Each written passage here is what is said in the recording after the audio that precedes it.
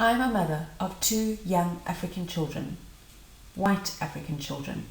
I send my children to the best school I can afford so that they have every opportunity to live to their full potential. But I am fearful that in 12 years' time, as they enter the workplace and move beyond my control and influence, South Africa will be a place that limits their opportunities for success, simply because they are white. I can hear some of you saying, "How dare she?" Before you judge me, I live by the ideals of democracy and equality for all. It is in the marrying of these ideals and our current unjust reality that the problem lays. Race is still too real an issue to too many South Africans for us to ignore it. My children and I come from a long history of privileged families.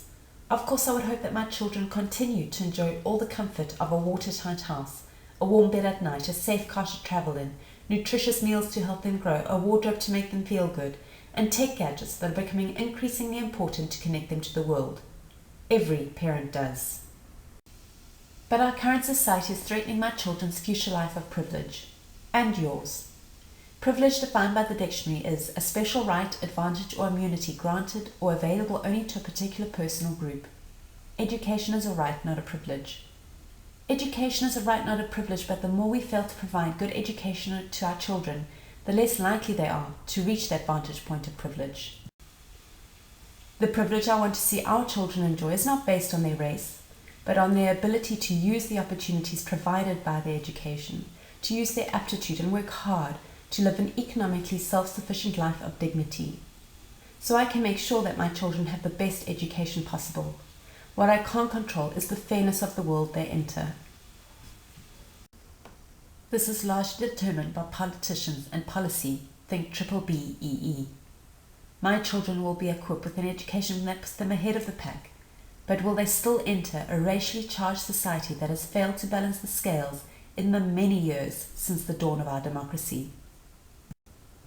My white African children will only flourish in 12 years' time if every child in South Africa receives a good education, if every child has equal opportunity to succeed. They will only flourish in an equal and fair society where no single group of people deserves or is entitled to special treatment. But in order to achieve that, there's still a great deal of redress that still needs to happen. How do we help to build a society where all of our children can flourish? We need to make the circle bigger. We need to provide inclusive and quality education for all of our children. And for the many left behind, for whom improved education is no longer possible, we need to actively mentor, guide, and develop their economic sustainability. But here is the great thing. We know you're also willing to help. According to the 2014 World Giving Index, South Africans rank amongst the top 10 for helping strangers. This is the South African way. This is Ubuntu. We're decent, caring people and can pat ourselves on the back. It's a good start. But we need to take our kindness to the next level. In the same index, we only rank 101 out of 145 countries, with 19% of us giving money and 28% of us giving time in the last month. Now I ask, is that enough? Can we upskill teachers, build schools and create job opportunities with just time? And can 1 in 5 people periodically investing in our future make the scalable difference we need? I have spent 6 years volunteering my time to children and educational projects. Giving to make someone's life a bit better today is a great thing and makes us feel good, but giving to empower, to directly impact on the equality of our society in a more strategic, sustained and long-term way is far harder for the individual, as well as for corporate companies who set their sights on feel-good PR rather than impact. We give blankets for warmth, food and old clothes to the homeless. We provide for soup kitchens and shelters. We volunteer to build and paint schools in townships where there are people looking for work every day. Is this making a sustained contribution to anything but our own egos? I regret what it does is entrench dependency and expectation rather than build equality. In many respects, it reinforces racial, largely white, privilege.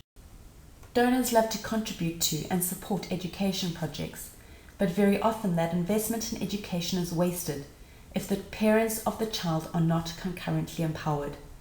The child learns most from his parents in an enabling environment. This year, we launched Learning in Reach to create a holistic model of empowerment in education, starting in the impoverished and hopeless community of Lavender Hill. The chief goal of Learning in Reach is to build a model early childhood development centre with progressive teaching methods delivering quality education for the child.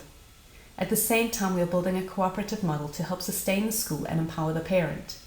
As the foundation, we have formed a Young Parents Stay and Play, providing an opportunity to stimulate children in their first 1,000 days and educate parents on nutrition and childcare. We have connected with local ECDs, inviting teachers to participate in training workshops with the initial focus on mathematics.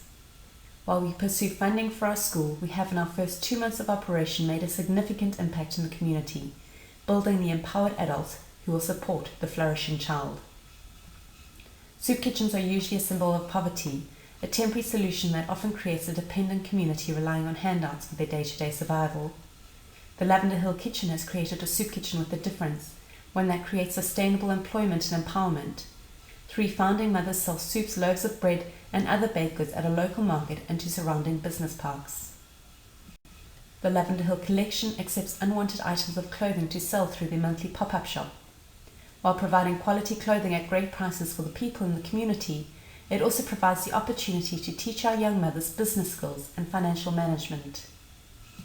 The School Gardening Club invites parents and caregivers to take ownership of the classroom's food gardens while managing their own allotment. This provides empowerment for the parent, teaching opportunities for the children, and nutrition for the school and families. Gardening cooperatives such as Kratur have a vision of creating a central economic hub with training and resources for the broader community. The Young Knitters Club was the initiative of a local retired woman who realised that school-going children did not know how to knit. Auntie Connie found a space and invited her neighbours' children to learn with her. We assisted with wool and knitting needles. From the first lesson with 10 girls, 3 weeks later Auntie Connie had more than 30 girls and boys learning to knit with the help of local volunteers from the community. Imagine what could happen if we invested more heavily in these and similar pursuits. We need to rethink how we give. As we sit here this evening as privileged people, each one of us has knowledge, skills and resources to share. I urge you to connect with people or organisations who need these and use them to leverage South Africa to new heights. I am a mother of 2 young African children. I want to know that South Africa will be a place of boundless opportunity for all our children.